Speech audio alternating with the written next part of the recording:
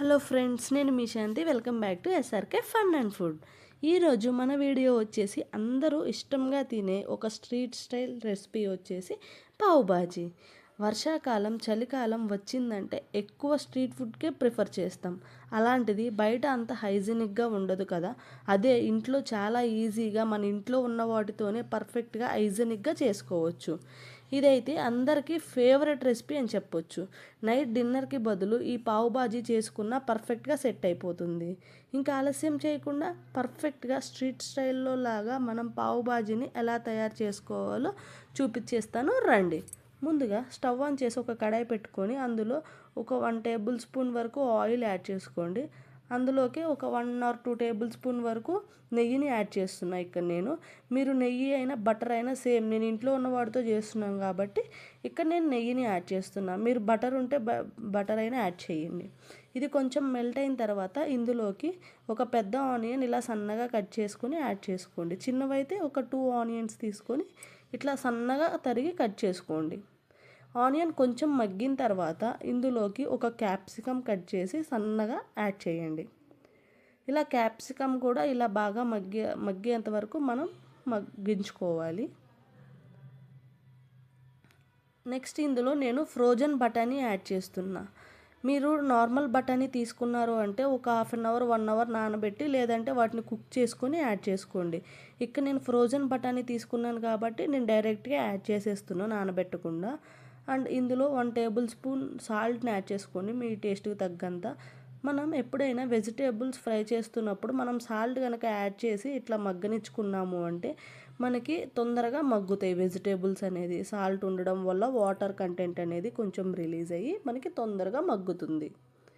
ఇలా మొత్తం ఒకసారి కలుపుకొని ఇట్లా కొంచెం కుక్ అయిన తర్వాత మనం ఒక స్మాషర్ని తీసుకొని ఇలా మెత్తగా స్మాష్ చేసుకోవాలి. ఇప్పుడు కొంచెమే కుక్ అయింది కాబట్టి మొత్తం పర్ఫెక్ట్గా అవ్వదు, కొంచెం వీలైనంత మెత్తగా దీన్ని స్మాష్ చేసుకోండి. ఇది స్మాష్ చేసుకున్న తర్వాత 1 టేబుల్ స్పూన్ అల్లం వెల్లుల్లి పేస్ట్ యాడ్ చేసుకోండి. ఫ్రెష్ది అల్లం వెల్లుల్లి పేస్ట్ యాడ్ చేసుకోండి, టేస్ట్ బాగా ఉంటుంది.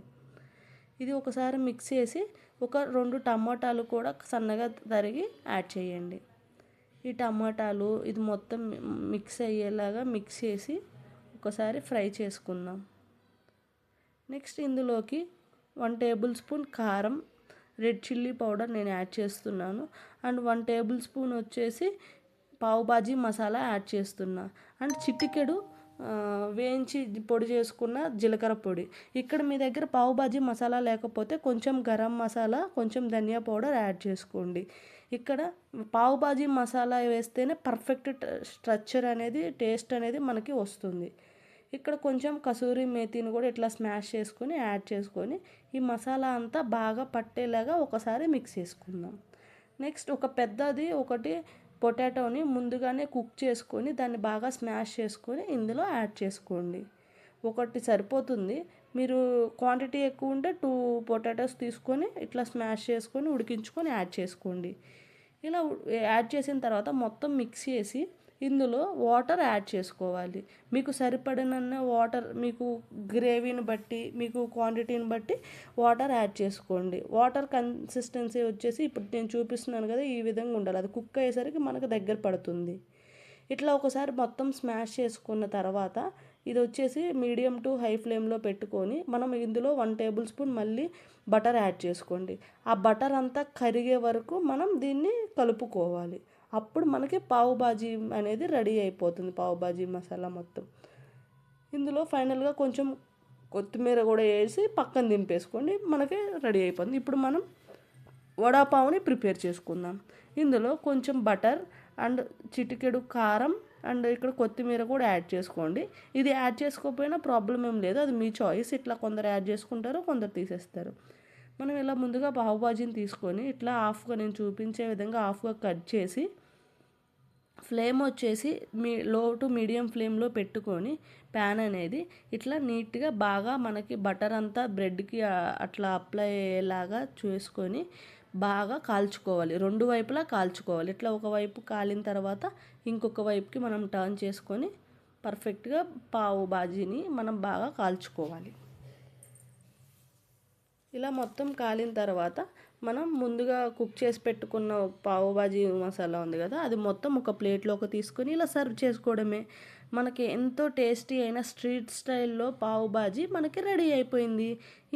దీంతో మనం కొంచెం ఆనియన్స్, కొంచెం లెమన్తో సర్వ్ చేసుకొని అండ్ పావు బాజీతో, వడాపావుతో సర్వ్ చేసుకుంటే మన పావు బాజీ ఎమ్మీగా రెడీ అయిపోతుంది. అది కాకుండా మనం డైరెక్ట్గా వేడి వేడి తీసుకుంటున్నాం కాబట్టి ఇందులో మనం ఒక 1 టేబుల్ స్పూన్ బటర్ యాడ్ చేసాము అంటే మనం తినేటప్పుడు ఆ బటర్ అలా కరుగుతూ మనం తినేటప్పుడు మనకు అలా వెళ్ళిపోతుంది కాబట్టి ఫ్లేవర్ వచ్చేసి ఇంకా టేస్టీగా ఉంటుంది. సో ఎమ్మీ పావు బాజీ రెడీ అయిపోయింది కదా.